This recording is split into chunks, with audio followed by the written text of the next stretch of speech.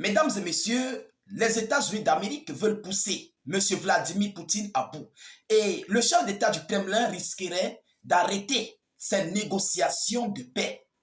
Il risquerait de mettre terme à ces négociations de paix parce que Poutine, en fait, n'aime pas les menaces.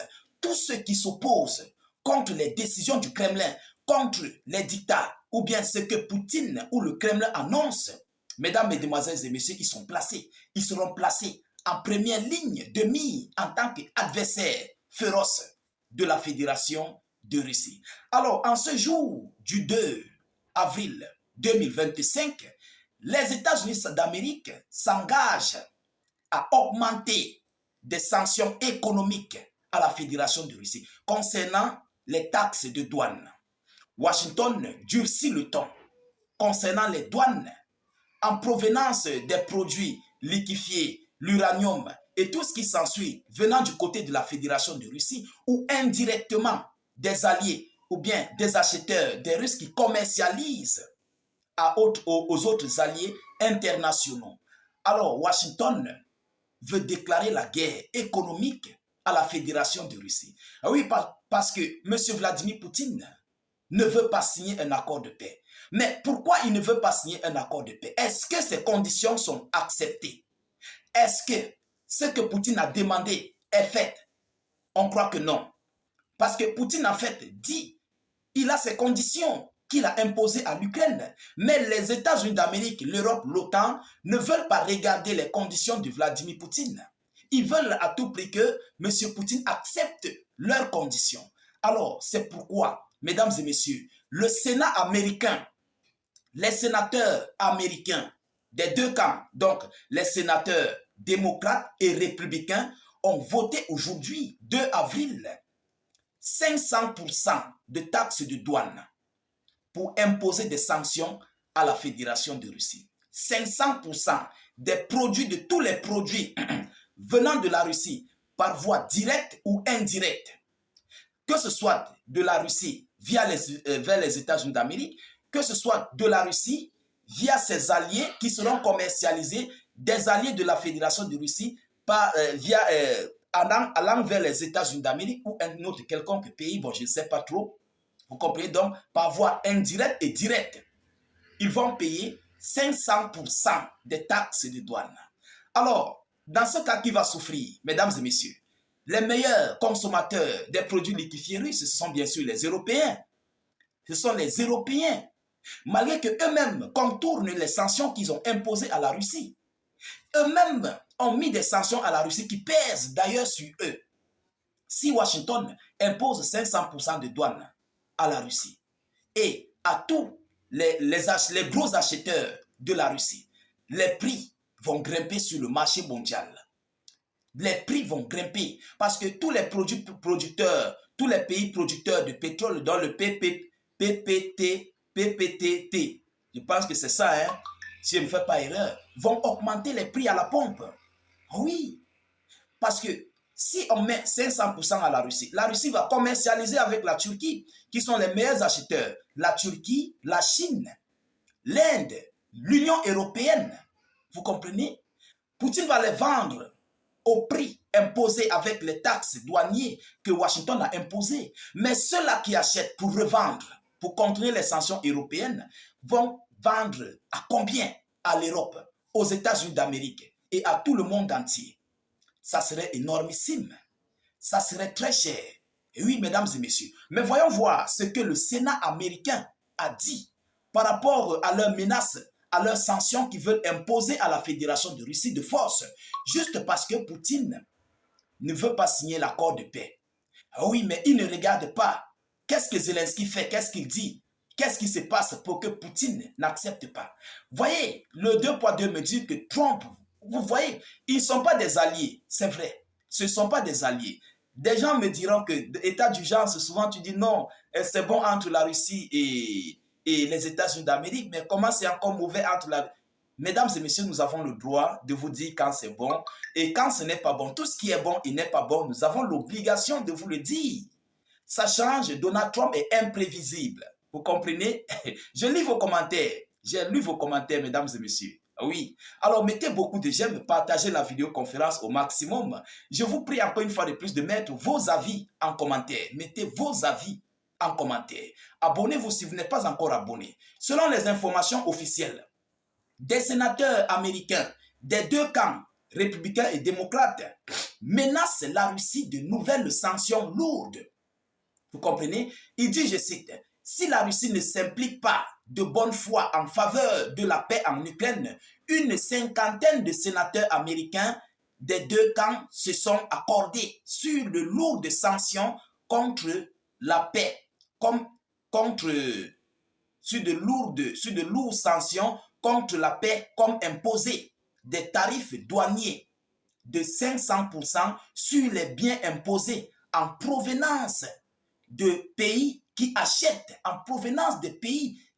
du pétrole, du gaz et de l'uranium russe, parce qu'ils savent que Poutine contourne les sanctions. Vous comprenez? C'est pourquoi ce tour-ci, ils ont visé les pays qui achètent, dont la Turquie, la Chine, l'Inde et d'autres pays, l'Union européenne. Vous comprenez? Alors, ils ne se sont pas arrêtés là. Il dit, je cite, « Ces sanctions seraient imposées si la Russie refuse de s'engager de bonne foi dans les négociations pour une paix durable avec l'Ukraine, ou si elle initie quoi que ce soit, y compris une invasion militaire qui menace la souveraineté de l'Ukraine après un accord de paix », ont indiqué les sénateurs dans un communiqué. Il dit, je cite, « Ces sanctions contre la Russie sont prêtes et recevront un soutien écrasant et biparti. Leur projet de loi prévoit également d'imposer des tarifs douaniers de 500% sur les biens importés en provenance de pays qui achètent du pétrole, du gaz et de l'uranium russe. La livraison dominante, la vision dominante au Sénat des États-Unis d'Amérique est que la Russie est l'agresseur et que cette guerre horrible ainsi que l'agression de Vladimir Poutine doivent prendre fin immédiatement et ne pas être renouvelées, ont expliqué les parlementaires, selon ce qu'ils disent. Mesdames et messieurs, c'est Washington qui enrichit son uranium du côté du Kremlin.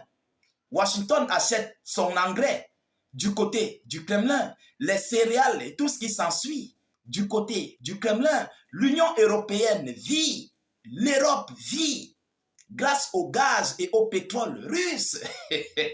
Mais les qui vont souffrir? De qui vous vous moquez, vous? Mesdames et messieurs, mettez à 500%. Poutine va faire grimper les prix à la pompe. Mais c'est clair. C'est clair. Il va pousser les prix à la pompe et puis il va commercialiser à ces gars. Et ces gars vont acheter à ce prix et remettre encore le prix au top niveau. Très fort. Vous comprenez? Par contre, je prends l'exemple, ceux qui sont en Afrique, vous achetez, les gros acheteurs, vous achetez 1 litre de pétrole en Russie, par exemple à 500 francs. On a imposé les taxes de douane de 500%. Monsieur Poutine peut s'engager sur chaque litre, il peut vous augmenter peut-être à 700 francs ou bien 1000 francs le litre. Et maintenant, vous qui achetez, pour revendre aux États-Unis d'Amérique, vous serez obligé de mettre le litre. Écoutez bien, vous serez obligé de mettre le litre de pétrole à 1500 francs. Payer les taxes douanières de 500%. Est-ce que vous comprenez? Qui va souffrir?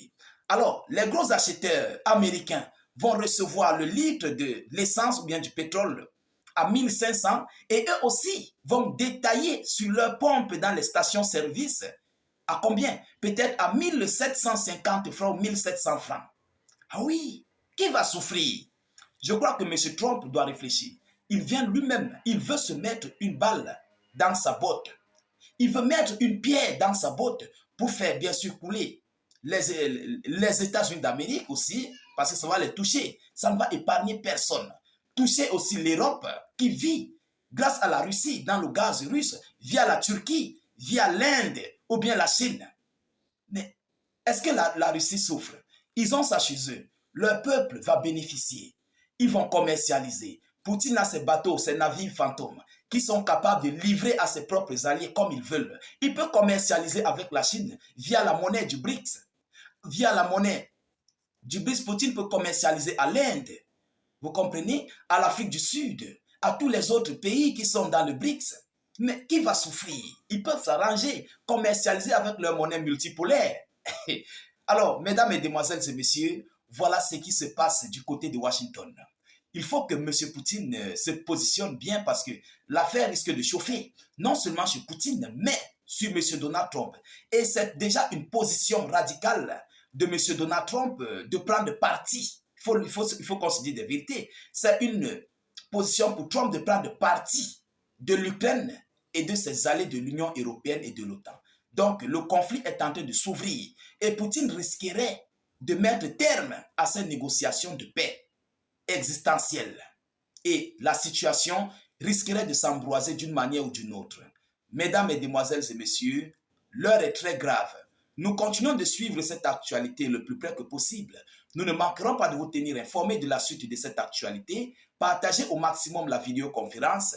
Mettez-la partout à travers le monde. Abonnez-vous pour ne plus rater la page, ne plus perdre nos vidéos d'actualité. Je vous prie encore une fois de plus de mettre beaucoup d'avis en commentaire. Mettez ce que vous en pensez en commentaire. Je vous reviens tout à l'heure pour une prochaine série d'actualités. Soyez encore salués une fois de plus. Ciao, ciao.